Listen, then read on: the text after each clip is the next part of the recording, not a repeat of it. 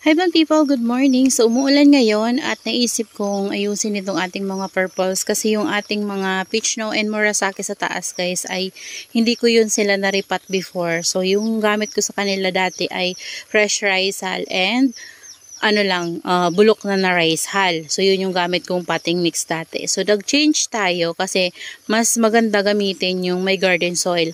And ngayon naisip ko na silang ayusin guys kasi gusto ko kumpul-kumpul talaga sila. So, ang ginawa ko ay, yung mga propagation natin, mga cuttings propagation natin, ay nilagay ko pa rin sa kanila guys. Para makales tayo ng space. Tapos, yung pots na natanggalan natin sa kanila, ay pwede natin taniman ng ibang succulent. So, ito, dinagdagan ko sila ng garden soil and naglagay ako sa kanila guys ng, buhangin na kulay itim. Ayan, kasi bumili kami ng buhangin na kulay itim.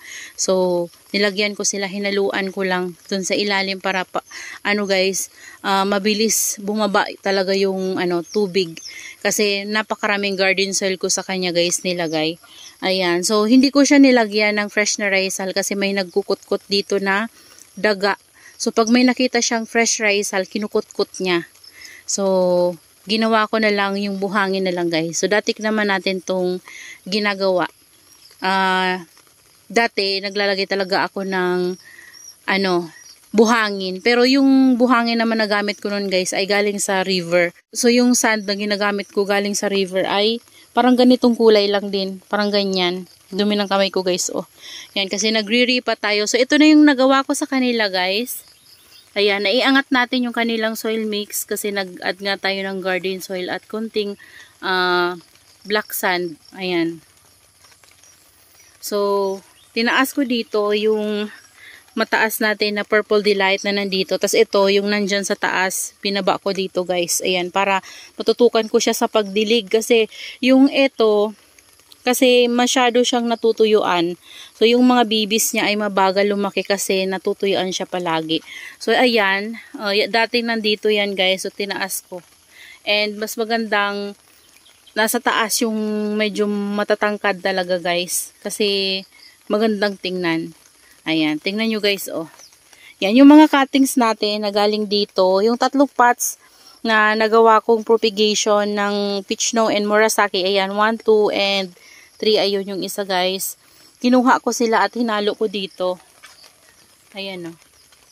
Yan, papakita ko to sa inyo guys kapag natapos ko na sila. Kasi yung mga purple delights natin, aayusin ko rin. Yung pantay din sila guys. Parang magka-layer yung mga nila, yung tangkad. Yan, titingnan natin kung magkakasya itong mga purple delights natin na matatangkad-tangkad. Ayan. Kasi pangit kapag nakikita masyado yung pot sa, sa taas. Ayan. So, mas maganda na may level yung, natin, mga succulents. Yan. Ganito guys, oh. Tingnan nyo. Diba magandang tingnan? Yan. Ito, hindi ko na to guys ginalaw. Ito yung mga ginalaw ko. Yan. Tapos yung dun sa dulo. So, naayos ko yung 1, 2, 3, 4, 5 na pots. Ayan. Kasi ito mga naripat ko na to guys. Pero ito, parang hindi pa to. Ay, naripat ko na rin to guys. Pero bumaba na naman yung soil niya. Kasi, yung fresh na rice hull na nilagay ko niyan sa ilalim guys ay, nabulok na. So, bumababa siya. Ayan. Hindi ko na ginalaw guys kasi natatanggal yung mga leaves nila. Medyo, mahirap silang i-uproot lalo na kung ganyan tas napakabigat ng pot. So yung mga ginalaw ko lang yung mga ganito na magagaan yung pots. Yan. Sila, magagaan talaga yung pots ng mga kinuha ko na to. So ito mabibigat na kasi nalagyan ko na to sila ng garden soil. Fresh rice hull and garden soil yung nailagay ko dyan sa kanila before guys. So kaya naman siguro ganyan katataba yung mga natin kasi yan napalitan ko na talaga sila ng soil mix. So ayan, nag-aayos tayo dito. Oh, tas ito binaba ko dito guys. Ayan, tingnan nyo. Napakalaki talaga nitong mga succulents ko na nandito guys. Oh, nagkakaroon na ng baby. Oh, tingnan nyo. Yan sa puno. Tas yun.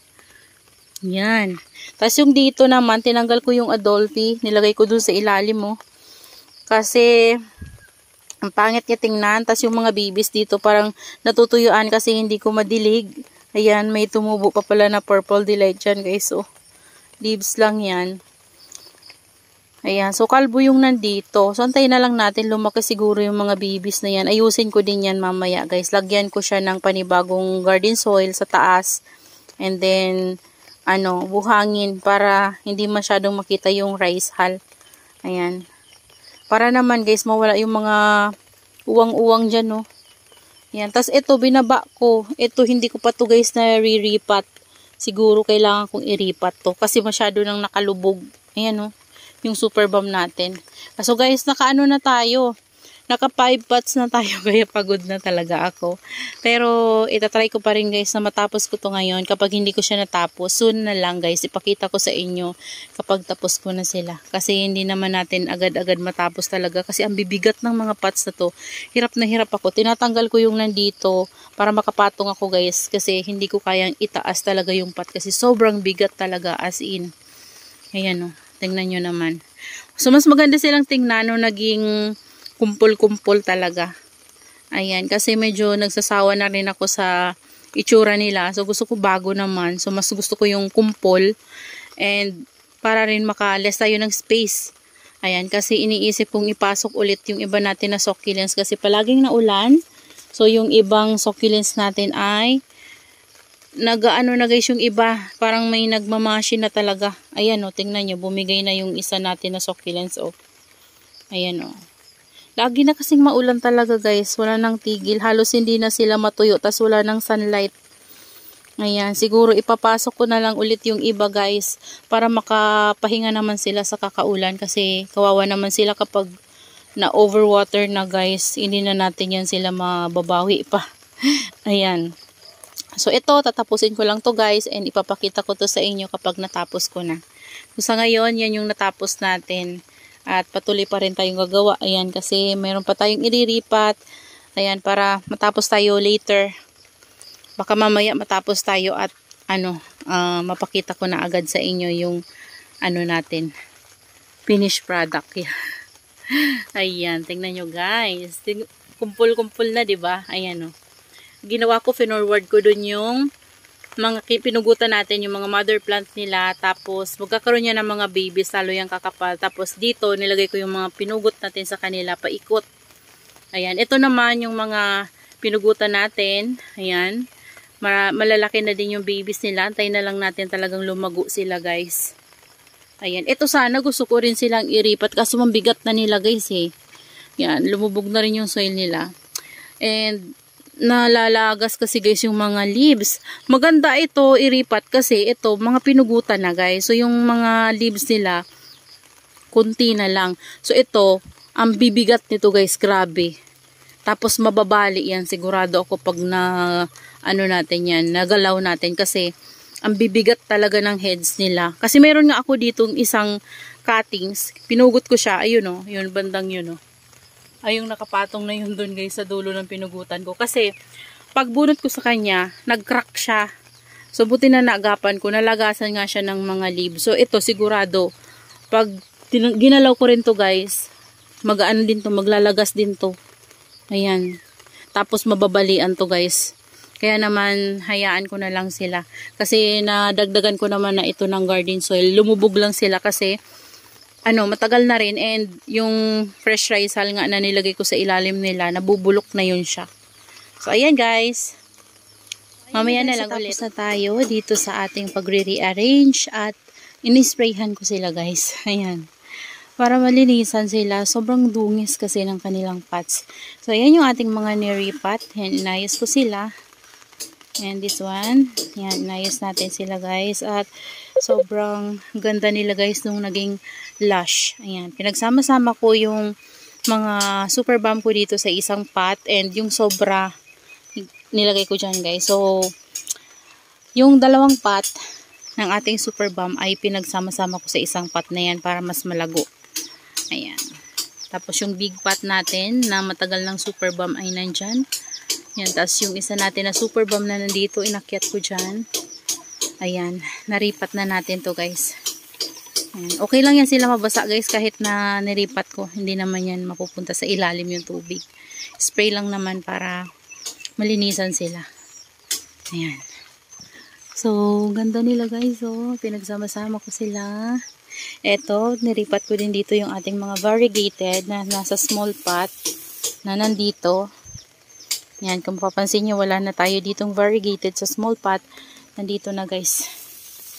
Pinagsama-sama ko na dito. Sprayhin ko lang para malinisan. Kasi sobrang kalat nung soil. Yan. Yan. So, yan sila guys. Sama-sama dito yung mga variegated natin. Yan. Meron tayong 4 na pots na variegated. So, 1, 2, 3, and 4.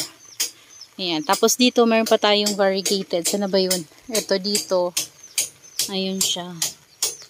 Ayan. Tapos dito. Dungis yung mga pots natin. Ayan. Tapos yung ibang pots natin guys, yung mga walang laman, stock ko muna sila. Kasi wala tayong makakat dito. Hindi ako magkakat kasi gusto ko silang palaguin. Kasi gusto ko mag-trail sila guys. So, hindi na muna tayo magkakat dito. So, yung mga purple delights natin na propagate, yung kagaya ng mga yun, hayaan na lang natin yun guys. Tapos dito, mag-add na lang tayo ng mga propagation from leaves. Yan. Yan mga propagation from leaves natin. Nilagay ko dito. Tapos, mayroon pa tayong lalagyan. Ayan o. Kasi yung isang pot na napakalaki guys, kung tatandaan nyo yung pot nandito. Ayan. Tingnan nyo.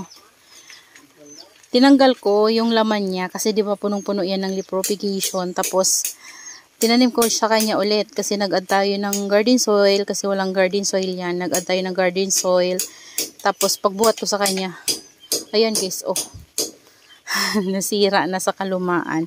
Tapos naipit dyan yung mga babies na tinanim ko ulit sa kanya. Binunot ko yon tapos tinanim ko ulit kasi nga nag-add tayo ng garden soil. Ayan, bugbog sarado sila guys. Ayan o, nandyan sa ilalim hindi ko pa kinukuha. So, siguro yun yung itatanim natin dun sa mga vacant pot na meron tayo dito. Ayan. So, umuulan ngayon guys, pero nagdilig ako dito sa mga natin, succulents natin na nandito sa loob ng greenhouse para may water. Rainwater yung dinilig ko sa kanila. So, that's all for today's video guys. Yan, I hope you enjoy watching and see you on my next vlog. Happy gardening everyone. Bye-bye.